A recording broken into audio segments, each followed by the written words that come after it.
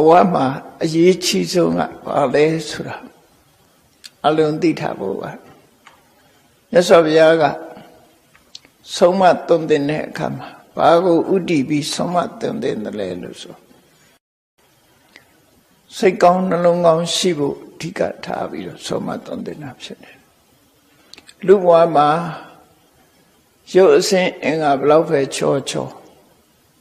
ပစ္စည်းဥစ္စာတွေဘလောက်ပဲပေါ်ပေါ်အရေးကြီးဆုံးက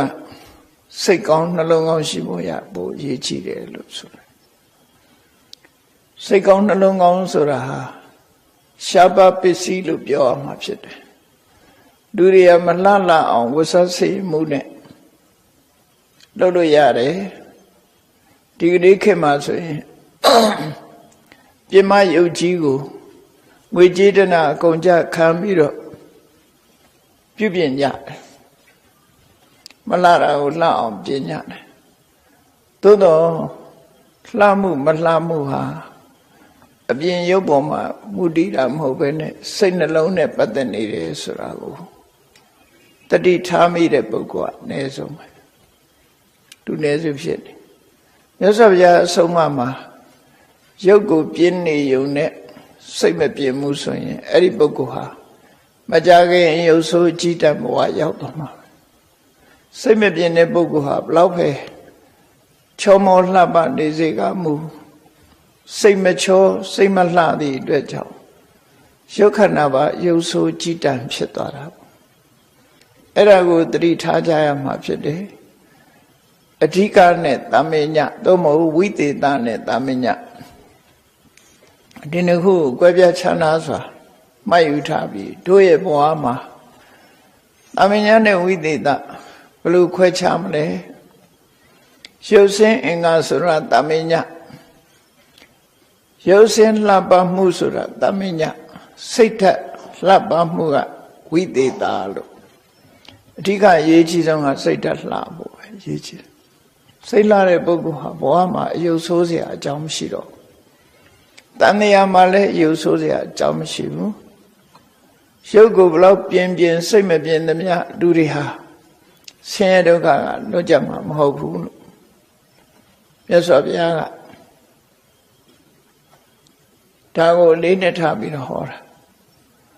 ဘုရားမသာဝင်သူတော်စင်တွေပြုပြင်ရမှာက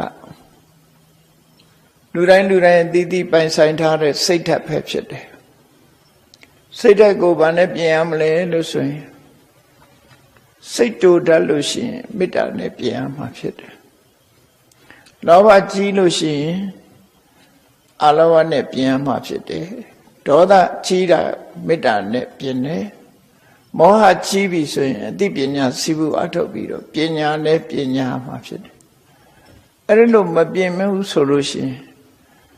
ဘဝဟာတိုးတက်ကြည်ပွားလာမှုမရနိုင်ဘူးရုပ်ခန္ဓာကိုပြင်ဆင်မှုဟာတခဏတာမြတာဖြစ်တယ်ရုပ်ရဲ့တဘာဝဟာမြည်မြပဲလှပနေစေကမူမကြခင်မဲ့ရင်းရောလာတတ်တဲ့သဘောရှိတယ်ပန်းကလေးဟာဘလောက်ပဲလှထာဝရလမ်းမှာမဟုတ်ဘူးနွမ်းသွားတဲ့အချိန်ကစပြီးတော့ဒီပန်းကလေးရဲ့အလှပါဟာကုံဆုံးသွားပြီလို့ပဲပြောဖြစ်တယ်ထို့တူပဲလူရဲ့ယုတ်ခန္ဓာဆိုတော့လည်းပဲဘလောက်ပဲလှအောင်ပြင်းမကြခင်ပြင်လို့မှမနိုင်ခင်ပဲရုပ်ဆိုးကြည်တန့်သွားတယ်စဉ်းစားကြည့်လိုက်မယ်ဆိုလို့ရှိရင်ရုပ်ပြင်တာဟာစင်ထာဝရအတွက်အကျိုးမရှိဘူးလို့တခဏလေးတော့အကျိုးရှိကောင်းရှိလိမ့်တတရဲ့ဝဆဆင်ရင်ပြီးတော့စိတ်နှလုံးကိုပြုပြင်လိုက်ပြီးဆိုတော့မှပေါင်းတဲ့ဆက်ဆံရေးလူတကာရဲ့မေတ္တာရရှိမယ်အလုံးကချစ်ခင်ကြတယ်လေးစားကြတယ်ကြည်ညိုကြတယ်ဆိုတဲ့ရုပ်ပလောင်လှအလုံးရဲ့ချစ်ခင်မှုကိုရကြမှာရမှာဖြစ်တယ်အလုံးရဲ့ချစ်ခင်မှုရဖို့ရအတွက်ကြတော့ကိုယ်စိတ်ကိုပြင်ရမယ်ဆိုတဲ့ဒါမြတ်ဗုဒ္ဓရဲ့အဆုံးပါပဲစိတ်ကိုပြင်လိုက်ခြင်းအပြင်ဒီဘဝတင် လှတာမဟုတ်ဘူးဘဝတန်တရားမှာလှသွားမှာပဲဖြစ်တယ်ပေါ့ဒါကြောင့်မို့တန်တရားဘဝအလှပညာမှာစိတ်ပဲဖြစ်တယ်လို့စိတ်တေနတယတေလောကောလောကကြီးကိုစိတ်ကရှေ့ဆောင်နေတာဖြစ်တယ်စိတ်ကောင်းနှလုံးကောင်းရှိရင်လူကောင်းသူကောင်းဖြစ်တယ်စိတ်ဆိုးစိတ်မိုက်တွေလွှမ်းမိုးနေရင်လူဆိုးလူမိုက်ပဲဖြစ်တယ်ဒါကြောင့်မို့စိတ်ကိုပြင်ရမယ်လို့ဆိုလို့တယ်ပြင်ရပြီဆိုတဲ့အခါမှာကိုယ့်ရဲ့စရိုက်ဝါဒနာကိုကြည့်ရကိုဟာလောဘစွမ်းထွက်သူလားသူများပစ္စည်းကိုမတရားယူခြင်းနဲ့လောဘရှိသလားအဲ့လိုရှိလို့ရှိရင်သူများပစ္စည်းကိုမတရားယူခြင်းနဲ့လောဘကိုအလောဘနဲ့လျှော့ချထိကနေရှိစိတ်ဆိုးတတ်တဲ့ပုဂ္ဂိုလ်လားစိတ်တူတတ်သလား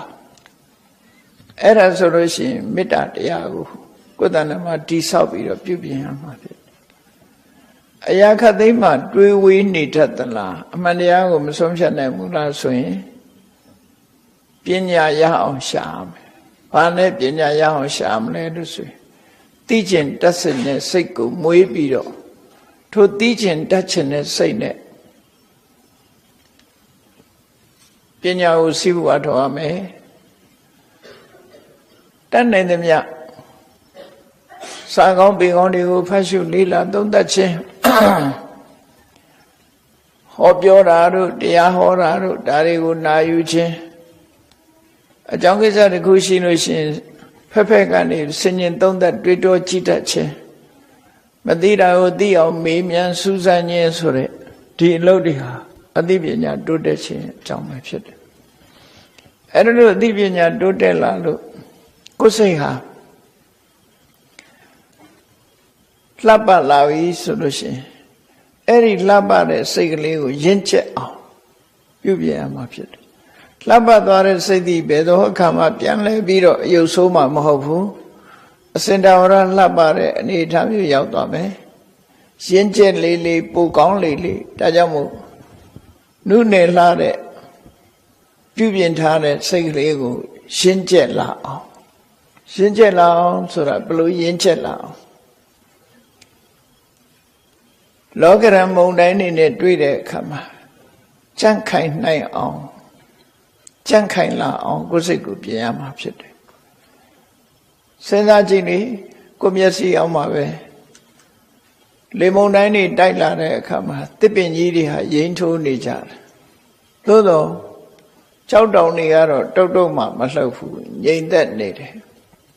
ဘာကြောင့်လဲလို့ဆိုကြန့်ခိုင်မှုချင်းမတူကြတာအဲ့တော့တစ်ပင်တို့ရိမ့်ထိုးမနေအောင်ကြောက်တောင်တို့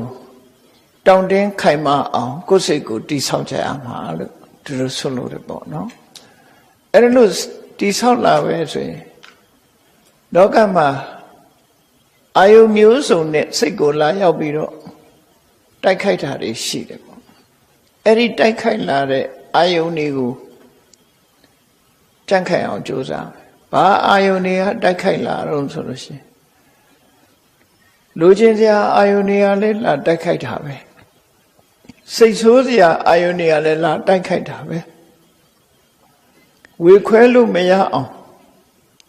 ရှုပ်ထွေးနေတဲ့အာယုတွေကလည်းကိုယ်စိတ်ကိုညှဉ်းနှွမ်းစေတာပဲအဲ့ဒီလိုအာယုတွေရဲ့တိုက်ခိုက်လာတဲ့အခါမှာ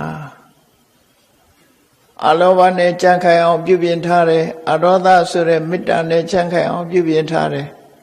အမောဟဆိုတဲ့အသိပညာနဲ့ပြုပြင်ထားတယ်ဆိုတဲ့ပုဂ္ဂိုလ်ရဲ့စိတ်ဟာလုံးဝ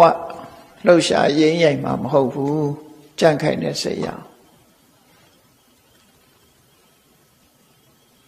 လူဘဝဆိုတာ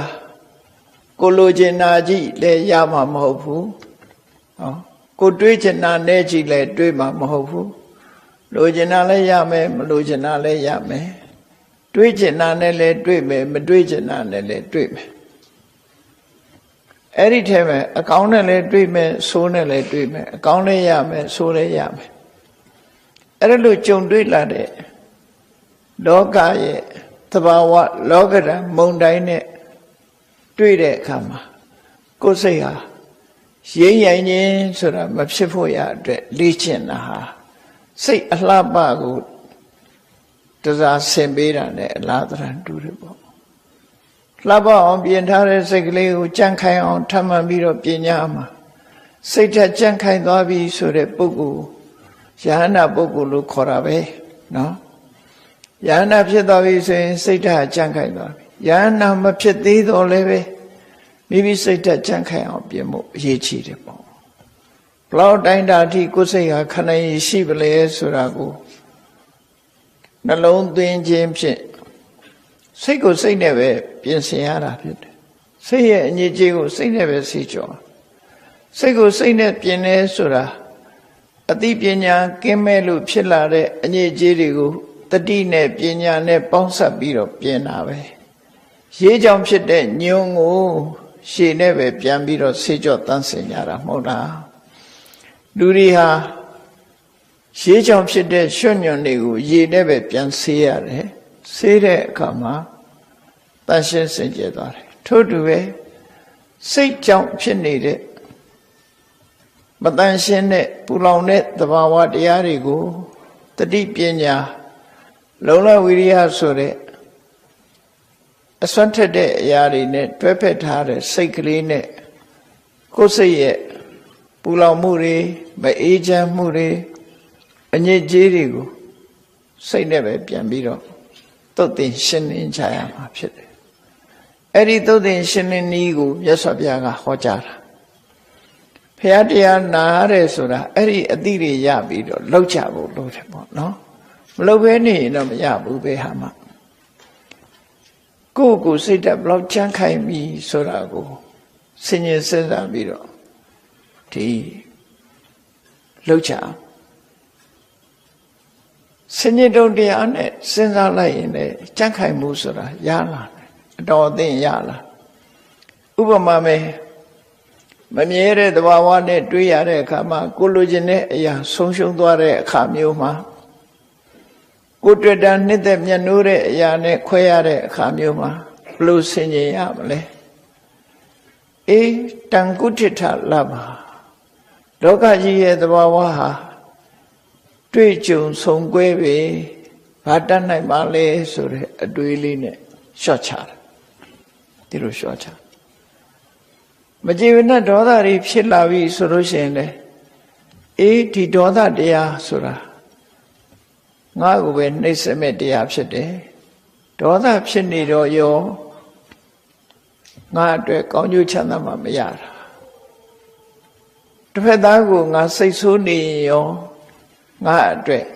ကောင်းကျိုးချမ်းသာရမှာလို့ရမှာလားတစ်ဖက်သားရဲ့စိတ်ဆိုးမှုတစ်ဖက်သားရဲ့စော်ကားမှုကိုလက်ခံပြီးခေါင်းထဲမှာစဉ်းစားနေလို့ရှိရင်ငါမှပဲဆုံးရှုံးမှာပဲလို့ဟောဒီလိုစဉ်းစားလိုက်ပြီးတဲ့အခါကျတော့အေးကိုယ်ကပ်ပါရမမဟုတ်တာသူပြောတာသူနဲ့သာသက်ဆိုင်တယ်ငါလည်းမဆိုင်ဘူးဒီလိုနှလုံးသွင်းပြီးတော့တစ်ဖက်သားရဲ့စော်ကားမော်ကားတာနဲ့ကြုံတဲ့အခါမှာလည်းပဲအဲ့ဒီလိုသိခန့်ခြင်းနဲ့နေလိုက်ရတယ်မြတ်စွာဘုရားကိုယ်တိုင်ကအဲ့ဒီစနစ်ကိုကျင့်သုံးခဲ့တာစဉ်းစားကြည့်လက်မခံနဲ့လက်ဆောင်နဲ့မြတ်စွာဘုရားကိုယ်ပစ္စည်းတစ်ခုလာပေးတယ်ကိုဟာယူလိုက်လို့ရှိရင်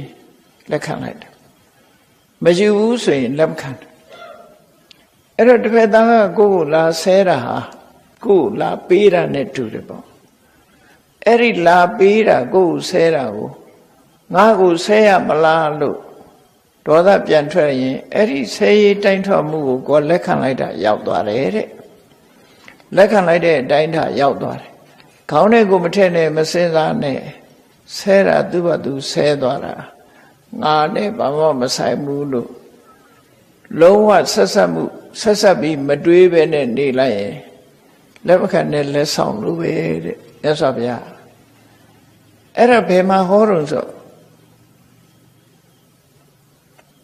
မြတ်စွာဘုရားရဲ့လက်ထက်ကမြတ်စွာဘုရားကပုံနာတူကိုသူစေရနာနဲ့သူတရာနဲ့သူကြည်ညိုတရာပွားပြီးတော့မြတ်စွာဘုရားရဲ့တပည့်ခံယူပြီးတော့သင်္ကန်းဝတ်သွားတယ် အဲ့ဒါကိုညီလို့တဲ့ပုဂ္ဂိုလ်မချေနှပ်ဘူးသူ့ကိုသင်္ကန်းဝတ်ပေးရမလားလို့ဆိုမြတ်စွာဘုရားလာဆဲတယ်လာဆဲတဲ့အခါမြတ်စွာဘုရားကဒီတိုင်းပဲငြိမ့်နေလိုက်တယ်သူဆဲလို့ပြီးသွားပြီဆိုတဲ့အခါကျတော့သူ့ဥပမာတစ်ခုပြောပြတယ်ပုံနာမင်းအိမ်ကိုဧည့်သည်တွေလာတဲ့အခါမှာမေမုံပဲသေးစာနဲ့လက်ခံအခန့်သလားဆိုအခန့်အဲ့ဒီမုံပဲသေးစာတွေကိုဧည့်သည်ကစားမတော်ဘူးဆိုရင်အဲ့ဒါဘယ်သူပိုင်တုံးလို့ဆိုဟာကျွန်ုပ်ပဲပိုင်တာပေါ့အေးအဲ့ဒါလိုပဲငါ့ကိုမင်းကဆဲရေးခြင်းဖြင့်အခန့်ငါကမင်းဆဲရတာတွေကိုတခုမှရင်နဲ့နှလုံးထဲမှာမှတ်မထားဘူးအဲ့ဒီဆဲရတိုင်းထွားတဲ့အရာတွေဟာမင်းဟာတွေကြီးပဲမင်းဟာတွေကြီးပဲငါနဲ့မဆိုင်ဘူးလို့လက်မခံတဲ့လက်ဆောင်အနေနဲ့မြတ်စွာဘုရားသူ့တုံ့ပြန်ပေးလိုက်တဲ့အခါသူသဘောကျသွားပြီးတော့အဆဲရပြီးသူကိုယ်တိုင်တပည့်ခံသွားတယ်ဆိုအဲ့ဒါလို့အကျိုးရှိသွားတယ်နော်ပြန်ဆဲမယ်ဆိုရင်သူဆဲကိုဆဲပဲအဆဲတန်တရားဟာဆုံးမမဟုတ်ဘူးလေလူဆိုတာဒေါသဆိုတာရောကြသွားတယ်လို့မရှိဘူးသူကတုံးနဲ့ရိုက်ရင်ငါဓာတ်နဲ့ခုံမယ်သူကဓာတ်နဲ့ခုံရင်ငါသနတ်နဲ့ပြစ်မယ်ဆိုဆက်လာမှာပဲရှိတိုးတက်လာမှာပဲဖြစ်အဲ့လိုတိုးပွားလာမဲ့အရာတွေကိုမတိုးအောင်ခုနကနီးနဲ့မြတ်စွာဘုရားတုံ့ပြန်ပေးတာပဲဖြစ်တယ်လောကမှာအမြင့်မြတ်ဆုံးပုဂ္ဂိုလ်ကတောင်မှာပဲလူတကာဘသူဆဲသမျှကိုတိခံခွင့်လွှတ်ခြင်းဖြင့်ကြော်ဖြတ်တာပဲဖြစ်တယ်ပေါ့တို့တွေဟာမြတ်စွာဘုရားရဲ့တပည့်သာဝကဖြစ်သည့်အတွက်ကြောင့်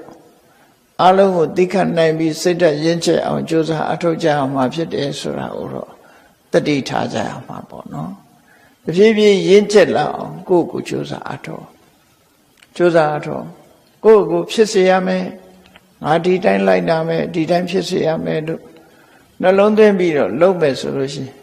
တခါရှင်းချက်လာမှာပဲဖြစ်တယ်အကယ်၍ဒီလိုစိတ်တောင်မပေါ်ဘူးဆိုလို့ရှိရင်တန်တရားထဲမှာရှင်းချက်ဖို့ဆိုတာမတမခဲစိတ်ကောင်းနှလုံးကောင်းရှိဖို့တောင်ခဲနေစိတ်ကောင်းနှလုံးကောင်းရှိပြီးရင့်ချက်ဖို့ဆိုတာဝေလာဝေဖြစ်သွားနိုင်တယ်ပေါ့ဒါကြောင့်မို့ဒီနေ့အမှတ်တရစကားပြောတဲ့ထဲမှာမှတ်သားစရာလေးကဘာတော့ဆိုမှတ်တရစကားပြောတဲ့ပုဂ္ဂိုလ်ကသူ့ရဲ့ဘွဲနာမကနိတကလို့ခေါ်တယ်နိတကဆိုတဲ့မထေပဲဖြစ်တယ်သူဟာတာဝတိမြို့မှာမွေးဖွားပြီးတော့တာဝတိမြို့ဆိုတာမကြာခဏမြတ်စွာဘုရားကြွလာပြီးနောက်ပိုင်းမှာနှစ်ပေါင်း25နှစ်တိဝါဆိုခဲ့တဲ့နေရာဖြစ်တော့မြတ်စွာဘုရားနဲ့တွေ့ကြုံကြရတယ်တခါမဟုတ်တခါကြုံတယ်စေရုံကျောင်းမှာလည်းပဲနေ့စဉ်နဲ့မြတရားတွေဟောနေတယ်ပုဗ္ဗယုံကျောင်းမှာဟောတယ်စေရုံကျောင်းမှာဟောတယ်မြတ်စွာဘုရားနဲ့ကြုံတွေ့လို့တရားဓမ္မနိုင်ယူလိုက်တဲ့အခါမှာတရားလို့ဆိုတဲ့စိတ်ဝင်စားမှုစိတ်ဆွမ်းအားယုံကြည်ချက်ဟာတိုးမြင့်လာတရားမနာလို့ရှိရင်တရားဆိုတာမဖြစ်ဘူးနော်တရားနာရမှတရားဖြစ်တာအဲ့ဒီဖြစ်လာတဲ့တရားဟာဉာဏ်နဲ့ကုသိုလ်တွေဆက်လုပ်ဖို့အတွက်တွန်းအားတွေပဲပေါ့နော်ဒါကြောင့်မို့တရားဖြစ်အောင်လို့မြတ်စွာဘုရားနဲ့တွေ့တော့ဘုရားဟောတဲ့တရားကိုနာရင်ကနေတရားဖြစ်လာတယ်အဲ့ဒီတတ္တာဆိုတဲ့ယုံကြည်မှုစွမ်းအားနဲ့ပဲလုံးမဲကောင်းတဲ့အလုပ်တွေလုံးဝဲဆိုပြီးသာသနာ့ဘောင်ဝင်ပြီးတော့ရဟန်းဝတ်တယ်ဝတ်ပြီးတော့မြတ်စွာဘုရားရဲ့ဟောပြောချက်တွေအဲ့တော့မြတ်စွာဘုရားဘာတွေဟောတာတော့တရားဖြစ်လာတဲ့ပုဂ္ဂိုလ်တွေဟာဖြစ်စဉ်လေးတစ်ခုပြောပြနော်မြတ်စွာဘုရားလက်ထက်ကတရားဖြစ်စဉ်ဖြစ်လာတဲ့အခါမှာအချို့ပုဂ္ဂိုလ်တွေကမိသားစုဘဝမှာဆက်လက်နေထိုင်ပြီးတော့တရားနှလုံးသွင်းတယ်ဒါနသီလကောင်းမှုလုပ်တယ်တချို့ပုဂ္ဂိုလ်တွေကြတော့တဘဝတည်းမှာပဲအကျွတ်တရားရခြင်းဒီဘဝမှာပဲနောက်ဆုံးဖြစ်ခြင်းယန္နာဖြစ်ခြင်းနဲ့ဆိုပါစို့ယန္နာဖြစ်ဖို့တိအောင်မကြိုးစားဘူး ဒီဘဝမှာမိသားစုနဲ့ပဲကုသိုလ်ကောင်းမှုလုပ်ပြီးပါရမီဖြည့်မယ်ဆိုတဲ့ပုဂ္ဂိုလ်တွေကလူဘဝမှာနေလိုက်ကြဒီဘဝပဲနိဗ္ဗာန်ရအောင်ကြိုးစားတော့မယ်လို့ဆိုတဲ့ပုဂ္ဂိုလ်တွေကြဘာလို့တော့တရားဖြစ်လာပြီးတော့မိသားစုဘဝကိုစွန့်တယ်ကိုရှိတဲ့ပစ္စည်းလေးတွေမိသားစုကိုလွှဲအပ်လိုက်တယ်နော်အဲ့ဒါကို renounce လုပ်တယ်လို့ခေါ်တယ်အိစီးပွားရေးတွေအကုန်လုံးစွန့်လွတ်လိုက်တယ်အလုံးပေးထားခဲ့ပြီးတော့ဘုန်းကြီးဝတ်လိုက်တယ်ပေါ့နော်သင်္ကန်းဝတ်တယ်သင်္ကန်းဝတ်လိုက်ခြင်းဟာဘာကစလဲလို့ဆိုတရားဆိုတာက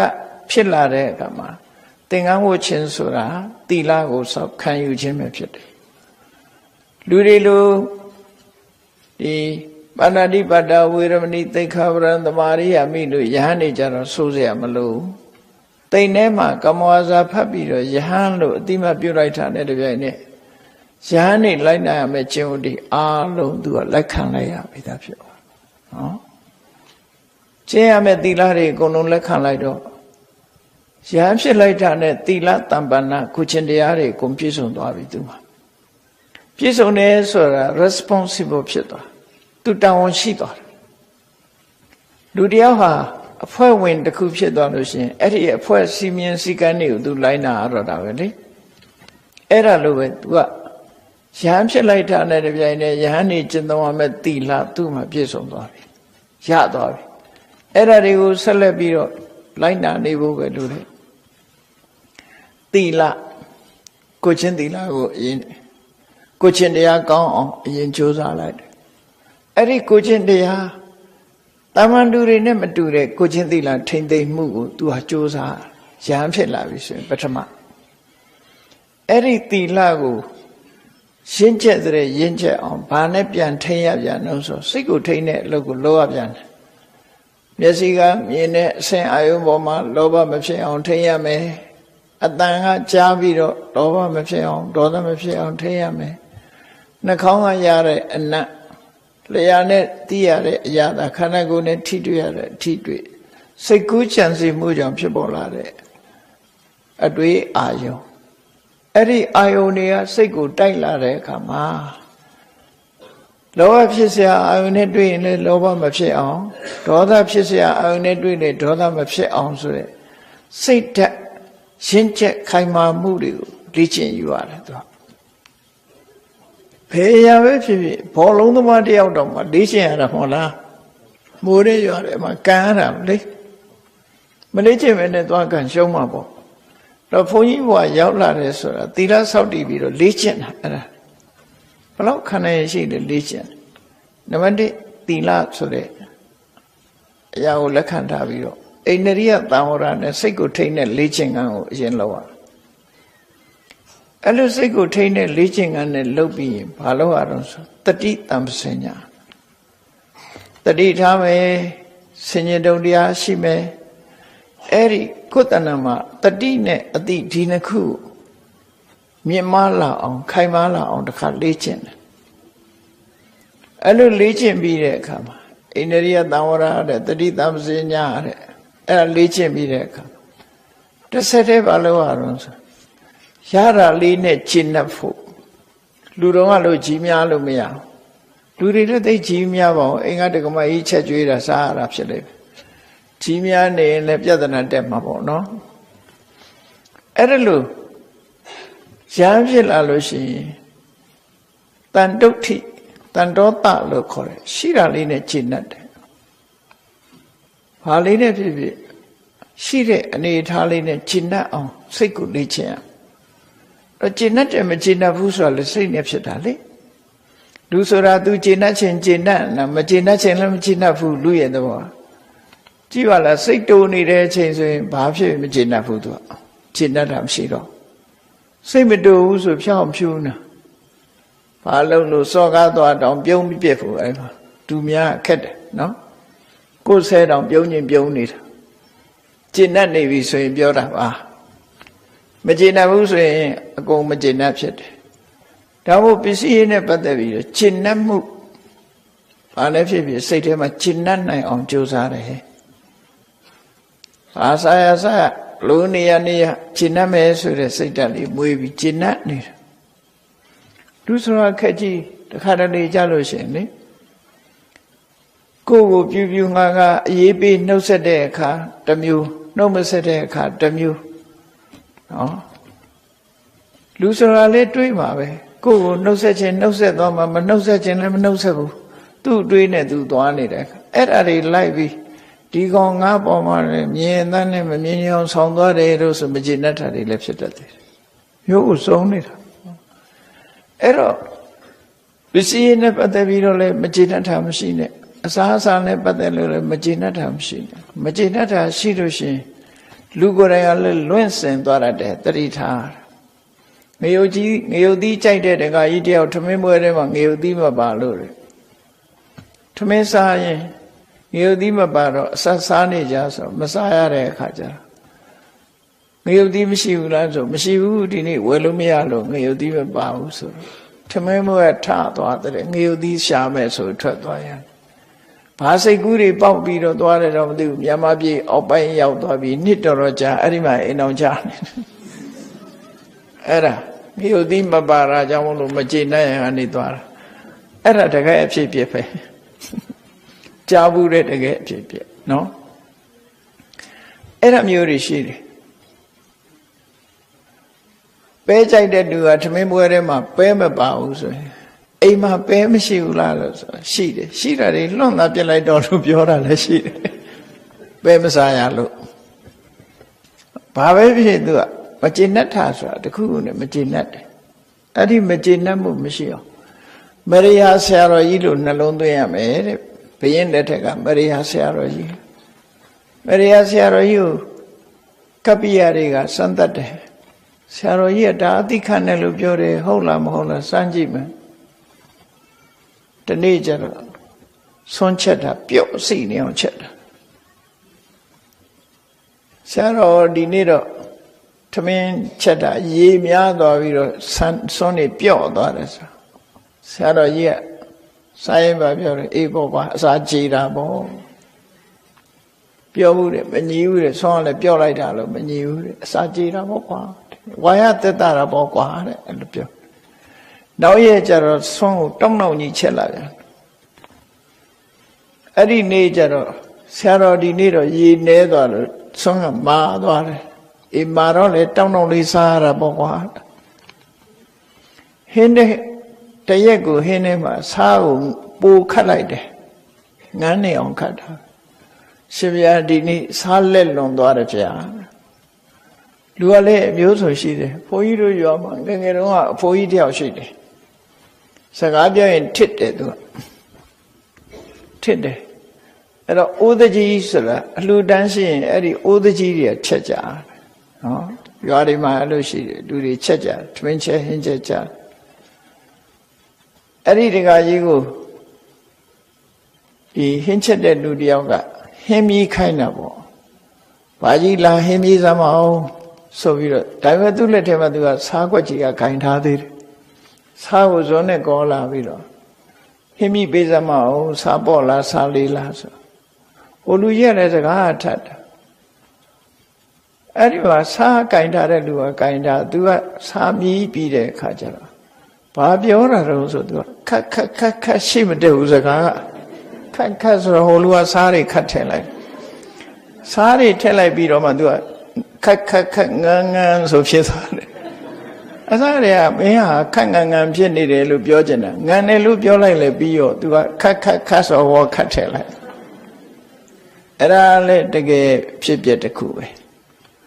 ငန်းတယ်လို့ပြောလိုက်ရင်လည်းတခေါနဲ့ပြီးတယ်သူကခက်ငန်းလို့ပြောချင်တာဟုတ်သူကအဲ့ဒီလူတွေမရိယာဆရာကြတော့ငန်းတော့လေအေးဒီနေ့အစာကြေတာပေါ့ကွာလို့ပြောတယ်နောက်ရဲ့ကျတော့စားကိုပေါ့နေအောင်ထည့်ပြီးတော့တွေ့အေးရေငတ်တက်တာပေါ့ခွာစားပေါ့တော့လေရေငတ်ပြည့်တက်တာပေါ့ဆိုလိုတာကတန်တုဋ္ဌိဆိုတာရှိရလေးနဲ့ကျင့်တတ်နိုင်အဲ့ဒီအလေးကျင့်လေးကိုလုပ်ရမယ်လို့ဆိုလိုတယ်နော်အဲ့ဒီလိုလှုပ်ချင်းအပြင်ကိုယ်လည်းစိတ်ချမ်းသာတယ်ကိုယ့်ကိုလောက်ကင်ပေးတဲ့လူကလည်းစိတ်ချမ်းသာတယ်အဲ့ဒါကိုပြောတာ ပေကြီးရကြတယ်မို့လားမေတ္တာတုတ်ထဲမှာသူပရောစတန်တုတ်တကောစသူပရောစဆိုအဲ့ဒါတန်တုတ်တကဆိုရှင်းမှုရှိရင်သူပရပြုစုရတာလွယ်ကူတယ်တဲ့ကြီးများနေလို့ရှိရင်တုတ်တဲ့လူကလည်းကြတော့ညီစုတတ်တယ်အဲ့ဒါမျိုးအဲ့တော့သူပရမွေးမြူရေးလွယ်ကူတယ်ဆိုတာအဲ့ဒီတေပြောပြောအဲ့တော့ရဟန်းဖြစ်လာပြီဆိုရင်ရှိတာနဲ့ကျင့်တတ်နေရမယ်ကျင့်တတ်နေရအဲ့ဒါလို့ဘဝတစ်ခုကိုစပြုပြီးတော့သီလနဲ့လည်းပြည့်စုံတယ်အိန္ဒြိယသံဝရအိန္ဒြေကိုထိမ့်သိမ်းဆော့ဆော့မှုလည်းရှိတယ်အရာရာကိုတတိထားပြီးဆင်ញင်တုံတရားလည်းရှိလာတယ်ရှိတာလေးနဲ့ကျင့်တတ်နိုင်ပြီဆိုရင်အဲ့ဒီပုဂ္ဂိုလ်ဟာတော့အကြောင်းမှာသွားပြီးတော့တမာတိအလုပ်ကိုလုပ်ပြီးတော့တဲ့ဒါဘုန်းကြီးတွေတွေ့ချင်းစဉ်တစ်ခုပေးတာမြတ်စွာဘုရားအဲ့ဒီ၄ချက်မှမလေးချင်ပဲနဲ့တော့မသွားနဲ့တဲ့တော်တဲ့ဝင်မသွားနဲ့တဲ့နော်အောင်မြင်မှာမဟုတ်ဘူးတော်တဲ့ဆိုတာအနေရဲ့အမတန်များတယ်ပေါ့အဲ့ဒါလို့ဒီအချက်၄ချက်နဲ့ပြည့်စုံပြီဆိုတော့ရဆောက်တည်ပြီးတော့တော်ထဲမှာတရားအထုတ်တမာရီကျင့်စဉ်တွေကျင့်နေပြီးတော့ဝိပဿနာကျင့်စဉ်ကျင့်နေဆိုလို့ရှိရင်စိတ်ဓာတ်ရင့်ကျက်မှုအတွက်လေ့ကျင့်တာပဲခေါ်တယ်အလုံးဟာစိတ်ဓာတ်ကိုပဲပြုပြင်တာစိတ်ဓာတ်ပြုပြင်တဲ့လမ်းစဉ်ကြီးတစ်ခုပဲတရားဒီပုံစံနဲ့ပြုပြင်အရာထဲမှာနေတဲ့ပုဂ္ဂိုလ်ကြတော့သူကစိတ်ဓာတ်ပြုပြင်ရအမတန်မှခက်တယ်အရာထဲဆိုတာမြင်စရာတွေမြင်မယ်မြင်နဲ့ပြောခြင်းဟာပြောမယ်ဆိုခြင်းဟာဆိုကြမယ်ဆိုတဲ့အခါကျတော့အမတန်မှသိခံမိုးရခက်ခဲလိမ့်မယ်နော်သိခံမိုးရခက်ခဲတယ်ဒါတွေကြော်ဖြတ်ဖို့အတော်ခက်တယ်ရဟန်းဘောကကြတော့အဲ့ဒါတွေကိုကြော်ဖြတ်သွားနိုင်တယ်လို့ဆိုလို့တယ်ပေါ့နော်အဲ့ဒါတော့ကြောင့်မို့လို့လူဘဝမှာကြော်ရင်ဖြတ်ရင်နဲ့သောတာပန်လေးလောက်နဲ့ခြေနှက်လိုက်ရတယ်သက္ကရာကနဲ့အနာကနဲ့ပဲခြေနှက်ရတယ်ဆိုအဆင့်ရောက်သွားအေးဒီနိတကဆိုရမထေမြတ်ကတော့သူဟာမြတ်စွာဘုရားဟောတဲ့ဒီကျင့်စဉ်ကြီးနဲ့သူစိတ်ကိုလေ့ကျင့်ဖို့ရစိတ်အားထက်သန်လာတော့ဘုန်းကြီးဟောလိုက်တယ်ဟောပြီးတော့မြတ်စွာဘုရားစီကကမ္မထမ်းကြောင့်ကမ္မထမ်းကိုသင်ပြီးတဲ့အခါမှာတောရဆောက်တည်တောမှသွားပြီးတော့တရားကျင့်တာသိမကြဘူးသူလိုချင်တဲ့ရတ္တမေရတ္တဖို့ဆိုတာရပြီးယဟန္တာပုဂ္ဂိုလ်ဖြစ်သွားအဲ့လိုတောကြောင့်နေကြတဲ့ယဟန္တာတွေထဲမှာပုဂ္ဂိုလ်တွေထဲမှာတရားကျင့်နေကြတဲ့ပုဂ္ဂိုလ်တွေမှာသူဟာယဟန္တာဖြစ်သွားတယ်တနေ့ကျတော့အာဂနုယဟန္တာရောက်လာပြီးတော့တောရနေတဲ့ကိုယ်တော်တွေစိတ်ဓာတ်ကြံ့ခိုင်မှုမရှိမိခွန်းထုတ်တယ်သူကကိုယ်တော်တို့တောကြောင်းနေပြီးတော့စိတ်ဓာတ်ကြံ့ခိုင်မှုဘယ်သူရှိသလဲဘယ်လောက်ထိအောင်စိတ်ဓာတ်ရင့်ကျက်မှုရှိသလဲဆိုတဲ့မိခွန်းကိုမေးတယ်အဲ့ဒီမိခွန်းလေးဟာသူ့ရဲ့အမတ်တရားစကားအနေနဲ့သူထည့်သွင်းပြီးပြောထားတယ်အဲ့ဒီမိခွန်းမေးတဲ့အခါမှာသူဖြေတယ်သူကိုယ်တိုင်ဖြေပြီးတော့သူကယန္နာဖြစ်တဲ့အကြောင်းကိုထုတ်ဖို့ပြောလိုက်တာပဲနိတကမထေရမေးတဲ့မိခွန်းရဲ့သူ့ရဲ့ဖြေဆိုချက်ဒီနေ့ကိုပေါင်းစပ်ပြီးတော့အမတ်တရားစကားဖြစ်မှတ်တမ်းတင်ထားတာဖြစ်တယ်ပေါ့နော်ခွန်ကြီးတို့တွေလည်းအဲ့လိုတရားရောကမေးလိုက်ရင်ဒီမိခွန်းမျိုးကိုဒီလိုဖြေနိုင်သည်ထီအောင်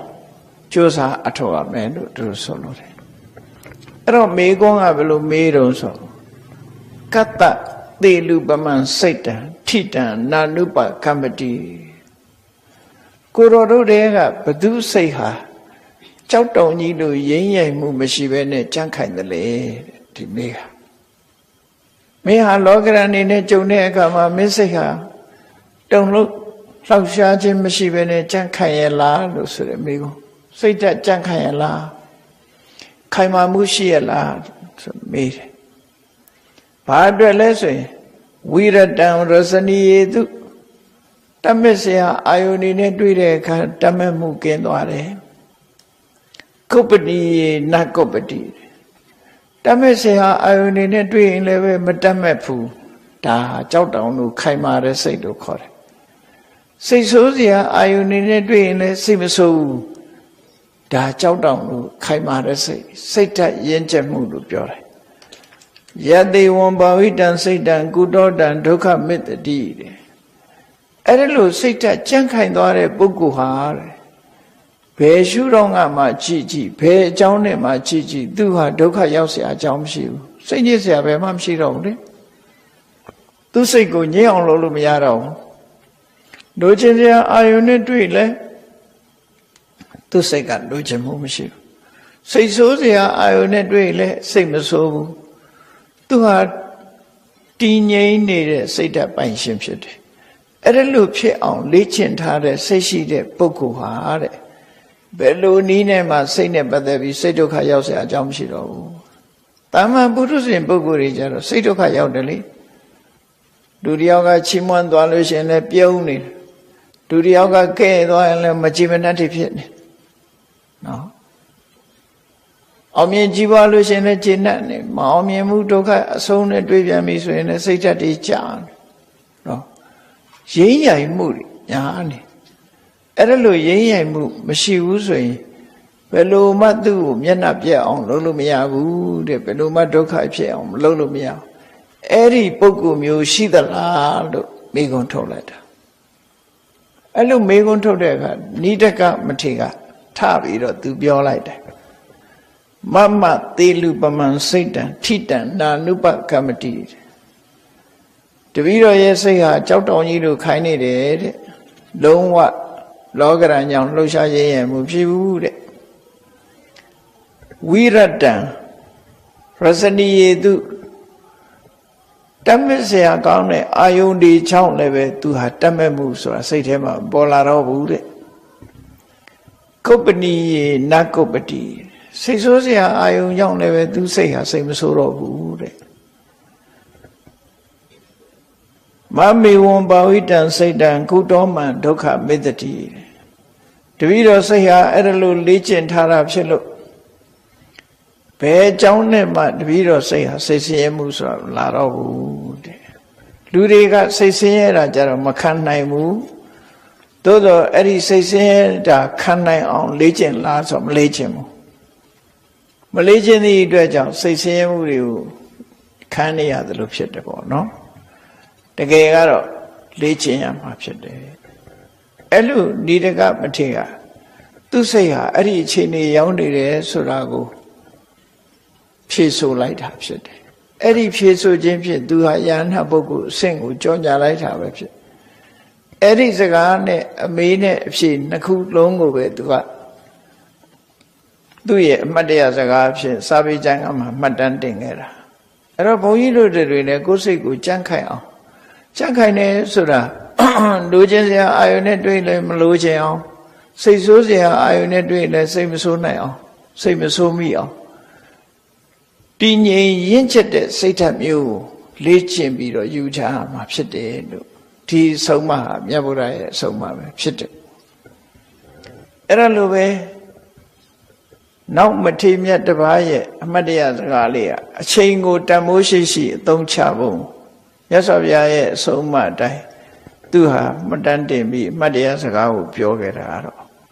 သောဏဆိုတဲ့မထေပဲဖြစ်တယ်သာသနာတော်မှာသောဏဆိုတဲ့အမည်ရတဲ့ပုဂ္ဂိုလ်တွေကတခြားပုဂ္ဂိုလ်တွေလည်းရှိတယ်ဒါကြောင့်မို့သူကတော့သူ့အဖေရဲ့နာမည်လေးကိုယူပြီးတော့သောဏပောတိရိယဗုဒ္ဓလို့ပောတိရိယရွာစာကြီးရဲ့သားသောဏလို့ဒီလိုနာမည်ပေးထားတာဖြစ်တယ်ပေါ့ဒါကတော့ကွဲပြားခြားနားအောင်မှတ်တမ်းတင်ပေးတာသူကလည်းတောရွာတရွာမှာပောတိရိယဆိုရွာမှာသူ့ဖေကရွာတကြီးပေါ့ရွာစားပေါ့ဘုရင်တွေလက်ထက်ကတော့ရွာစားဆိုပြီးတော့ခံတာရွာစားဆိုတာဘယ်လိုပုဂ္ဂိုလ်လဲလို့ဆိုရင်အဲ့ဒီရွာကထွက်တဲ့အခွန်တွေကိုဒီရွာကိုသူအုပ်ချုပ်ရလာတဲ့အခွန်တွေကိုသူသုံးဝင်ရှိတယ်ဘုရင်အမှုတော့ဘုရင်ကိုလည်းဆက်သူလည်းပဲဒီအခွန်ပဏ္ဏသူရတယ်အဲ့ဒီကျေးရွာလုံယုံရေးနဲ့နော်အန္တရာယ်ကင်းရေးကိုလည်းသူတာဝန်ယူရတယ်အဲ့ဒီပုဂ္ဂိုလ်မျိုးရွာစားလို့ခေါ်တယ်နော်ဗမာဆိုင်ဝိုင်းထဲမှာကြားဘူးတယ်မဟုတ်လားကဲရွာစားဆိုတဲ့စကားစေဝေရာကြီးကတကယ်ရွာစားပဲ သီဘောမင်းကရွာတရွာပိုင်စားပေးထားလို့ရွာစားလို့ခေါ်တာအခုခေတ်ကတော့စကားအနေနဲ့သာရွာစားတာဘာရွာမှမစားရဘူးခုကတော့နော်ခဏခေတ်တော့ကြေးရွာအုပ်ချုပ်ရေးမှုလို့ပဲခေါ်တယ်ရွာစားလို့မခေါ်တော့ဟိုရခင်ကတကြီးလို့လည်းခေါ်တယ်ဘုရင်လက်ထက်ကတော့ကာမဘောဇကရွာစားရွာရဲ့ခွန်ပဏာတွေကောက်ပြီးဘုရင်ကိုအချိုးကျပေးကျန်တာသူ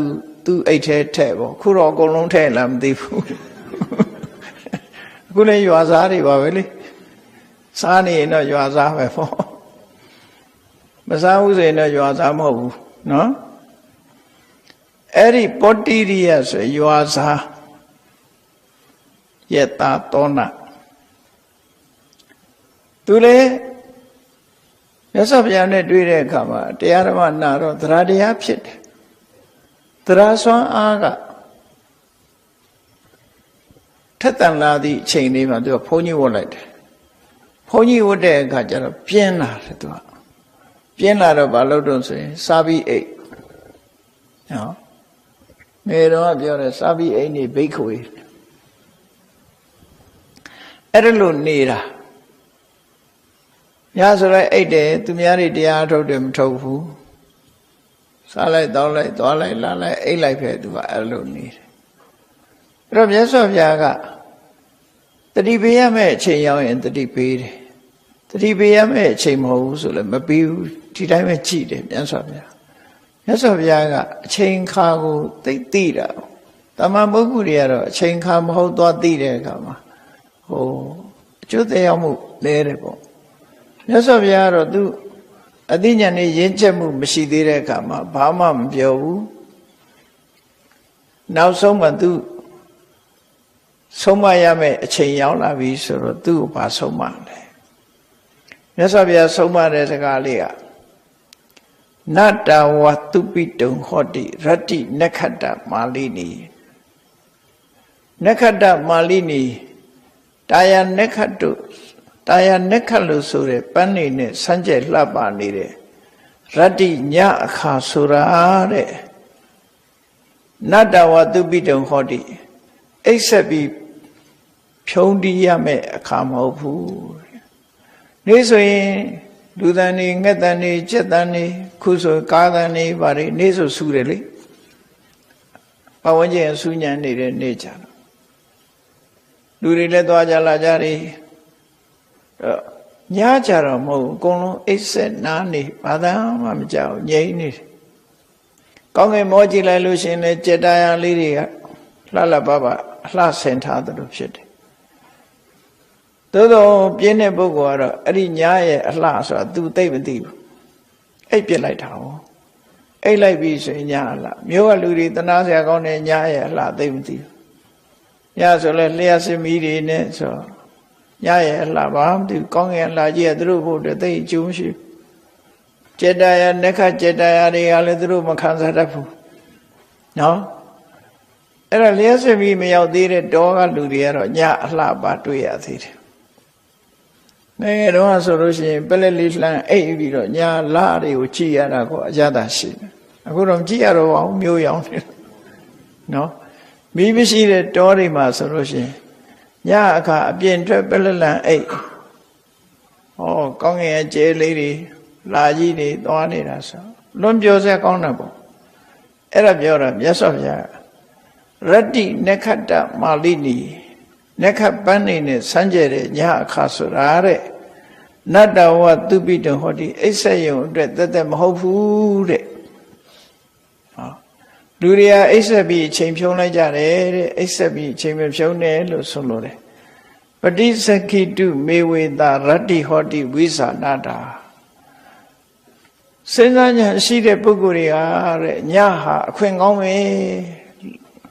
လူသားနေတိတ်ဆိတ်ပြီးတော့အပ္ပဒငြိမ်သက်ပြီးတော့နေ့တည်းကနေပူလို့အပူတွေရှိတော့လဲညအခါမှာတော့အေးချမ်းတယ်အေးချမ်းတဲ့ညအခါလာမှာတဲ့ကိုယ်စိတ်ထဲမှာလောဘတွေမဖြစ်အောင်ဒေါသတွေမဖြစ်အောင်ကိုယ်စိတ်ကိုဆေးကြောတုတ်တင်တဲ့အလုပ်မှာညအခါမှာလုပ်တယ်လို့ဆိုလို့တယ်နော်တခိုးတွေကလည်းညတော့အလုပ်လုပ်တာပဲသူတို့လူများတွေအိတ်နေတာကိုကြည့်ပြီးတော့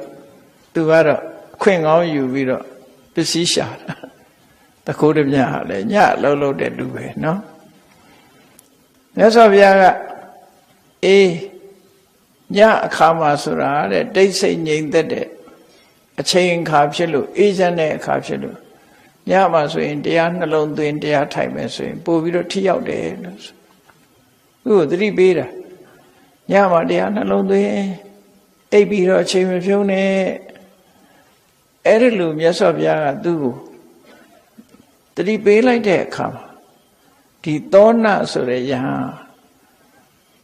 န်မြတ်စွာဘုရားကတော့ငါအိဋ္ဌာတွေသိပြီဆိုပြီးတော့လန့်ဖြန့်သွားပြီးတော့အဲ့ဒီကနေစပြီးကြိုးစားတော့တာညသိမ့်ပဲတော့တမိုးရှိရှိသုံးချမယ်ဆိုပြီးသူသုံးချ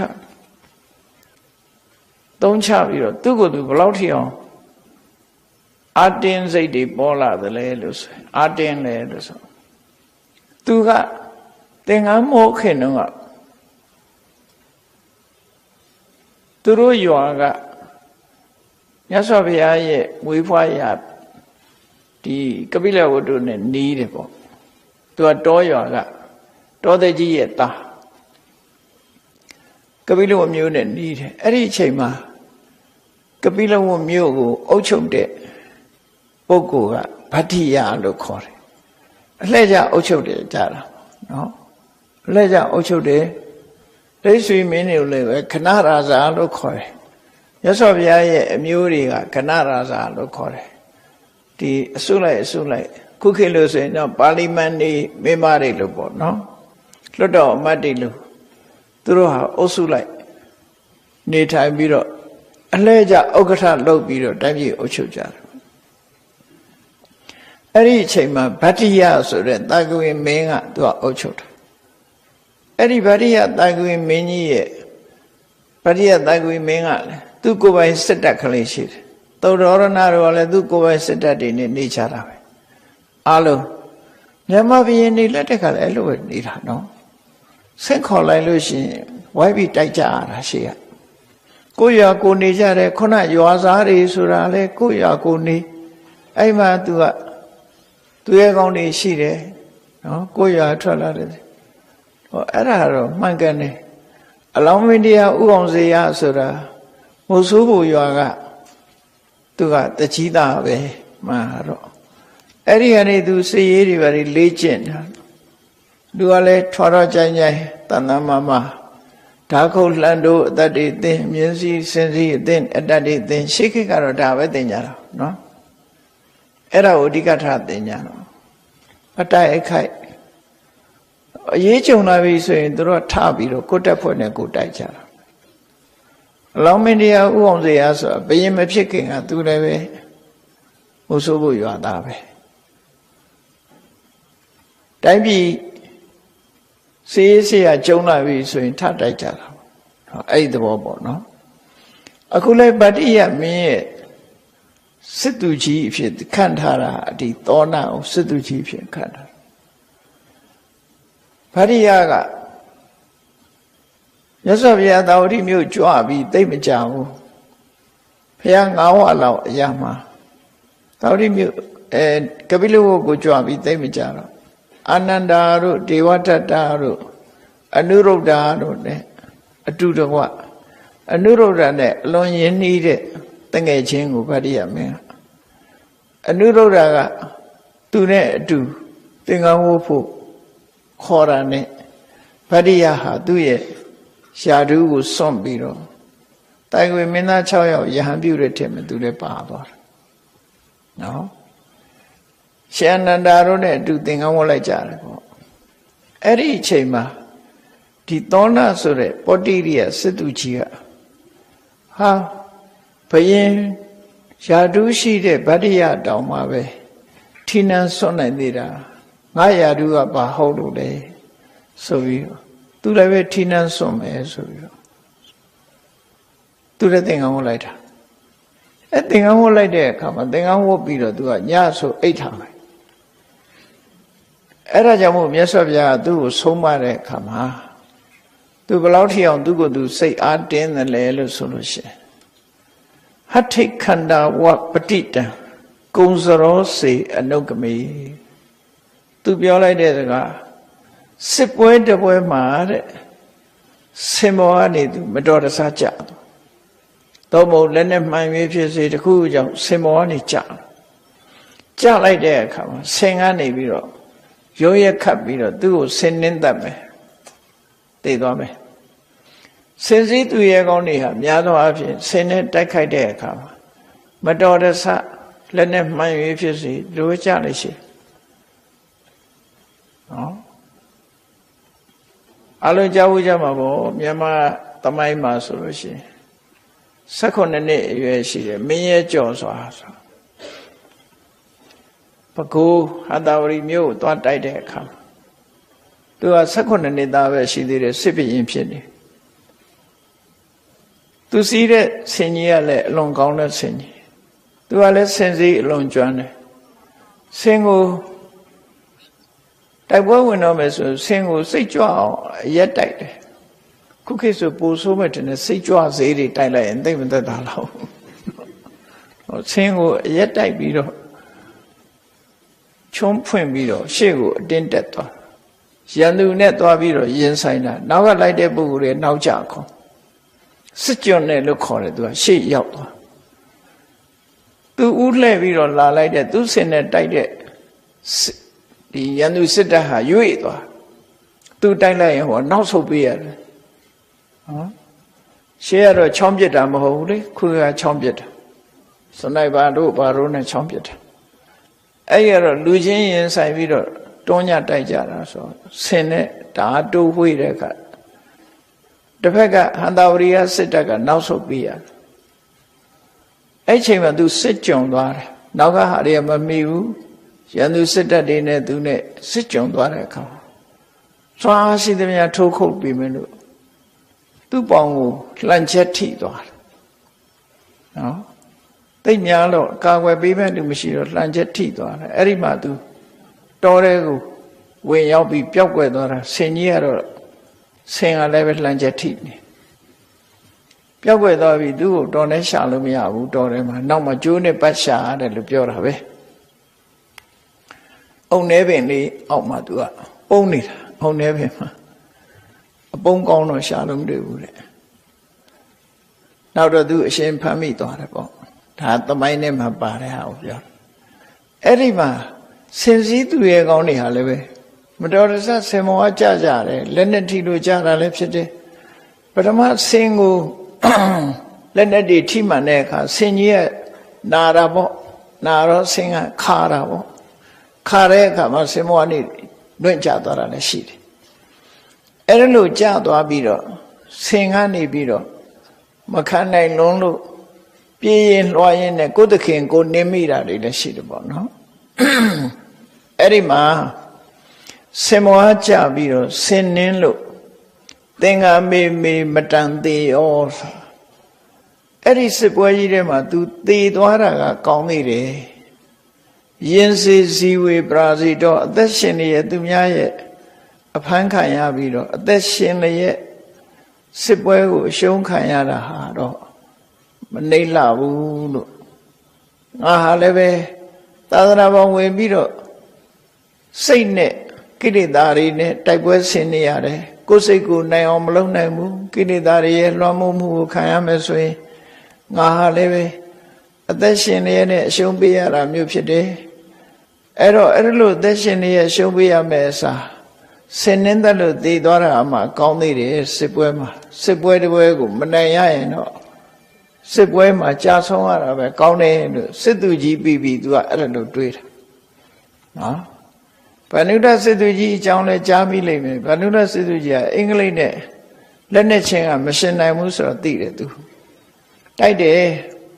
သူလည်းသူအသက်ရှင်နေရဲ့ဆစ်ရှုံးရမယ်ဆိုတာလည်းသူလည်းမခံနိုင်ဘူးပေါ့အဲ့ဒါကြောင့်မလို့အင်္ဂလိပ်တွေကမှန်မြောင်းနေနဲ့ကြည်နေတာကြည်မှန်းသိရတဲ့ကိုထီးကြီးမိုးပြီးတော့သူကစစ်မျက်နှာရှေ့တန်းကိုထွက်ပြီးတော့လှုပ်တဲ့အခါကျတော့ဘုံမှန်သွားတယ်မဟုတ်လားနော်တဏှုပြူမှာကြာဆုံးသွားတယ်ဆိုအဲ့ဒါသူတို့ရဲ့ခံယူချက်ကဘာလို့ဆိုရင်အေးစစ်ရှုံးမဲ့အစားစစ်ပွဲမှာတေးတာကောင်းတယ်ပေါ့တေးခံလိုက်တဲ့သဘောဖြစ်သွားတာပေါ့နော်တေးတာကောင်းတယ်ဆိုအခုလည်းပဲဒီသောဏဆိုတဲ့ဒီက စစ်သူကြီးဘဝကနေပြောင်းလဲလာခဲ့တာဆိုအဲ့ဒီလိုပဲယဟန်ဖြစ်ပါလေနဲ့ယဟန်နာမဖြစ်ဖဲနဲ့ကိရိတာတိုက်ပွဲမှာအရှုံးပေးလိုက်ရမယ်ဆိုရင်အသက်ရှင်အရှုံးပေးရမယ်ဆိုရင်ငါဘဝမမြတ်ဘူးစစ်ပွဲမှာဆင်းနှင်းလို့တည်ရတာကမြတ်သေးတယ်အဲ့တော့အရှုံးမခံဘူးငါကြိုးစားမယ်ဆိုပြီးကြိုးစားအားထုတ်လိုက်တာသူလည်းပဲယဟန္တာဖြစ်သွားတယ်မြတ်စွာဘုရားကသူ့ကိုဆုံးမတဲ့ညအခါဆိုတာတရားအားထုတ်ဖို့အချိန်သာဖြစ်တယ်အိပ်ဖို့အချိန်မဟုတ်ဘူးဆိုတာကိုခေါင်းထဲမှာဆွဲပြီးမှတ်သားထားပြီးသူဟာစစ်ပွဲတစ်ပွဲကိုဆင်နွှဲရတယ်လို့စိတ်ထဲမှာအာယုံပြုပြီးတော့ညလုံးပေါက်တရားဓမ္မကျင့်ကြံကြိုးကိုအားထုတ်လိုက်တာမကြခင်ပဲယဟန္တာဖြစ်ပြီးတော့သူ့တိုက်ပွဲဟာပြီးဆုံးသွားတာအဲ့ဒါကိုအမှတ်တရစကားအနေနဲ့ပြောဆိုတာဖြစ်တယ်တရားချစ်ခင်သူတော်စင်ပြိဿအပေါင်းတို့တကယ်သူတော်ကောင်းပုဂ္ဂိုလ်ကြီးတွေဟာဘဝမှာဒီဘဝတိုက်ပွဲဆိုတာကိုယ်စိတ်ဓာတ်ကိုယဉ်ကျေးမှုနဲ့ပတ်သက်တဲ့ဘဝတိုက်ပွဲတွေကိုတိုက်ကြတာဖြစ်လို့ဘုန်းကြီးတို့တွေလည်းကိုယ်စိတ်လေးကိုဖြူစင်အောင်အလုပ်လုပ်ခြင်းဟာတိုက်ပွဲတစ်ခုကိုတိုက်ရတယ်လို့ပဲစိတ်ဓာတ်ယဉ်ကျေးအောင်ကြိုးစားတာလည်းပဲတိုက်ပွဲတစ်ခုကိုတိုက်ရတယ်လို့ပဲမနိုင်မချင်းစိတ်ဓာတ်ကိုလှပအောင်စိတ်ဓာတ်ကိုယဉ်ကျေးအောင်တို့တွေကြိုးစားအထောက်အမှာဖြစ်တယ်ဆိုတာကိုယ်စီမှတ်သားပြီးကြိုးစားအထောက်နိုင်ကြပါစေကုန်သတည်း